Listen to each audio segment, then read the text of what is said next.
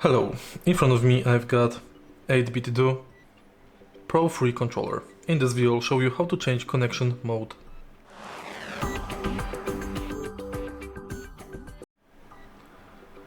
In order to change connection mode of your controller, take a look at the bottom of it. Right here we've got this switch. Switch it left to select Bluetooth and right to select 2.4G. If you want to connect your controller with Windows via wireless connection, switch this button to SX position. Next, press Start button to turn the gamepad on.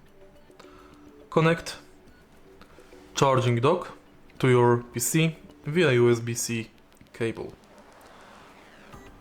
If you want to connect this controller with Nintendo Switch, turn the controller on and switch it to S position.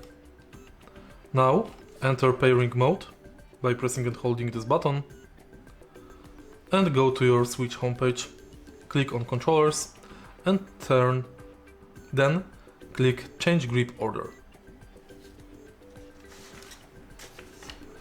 If you want to connect your controller with PC via cable, simply plug it via this USB-C charging port.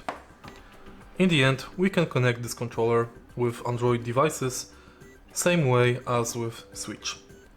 If you find this video helpful, please leave like, comment and subscribe.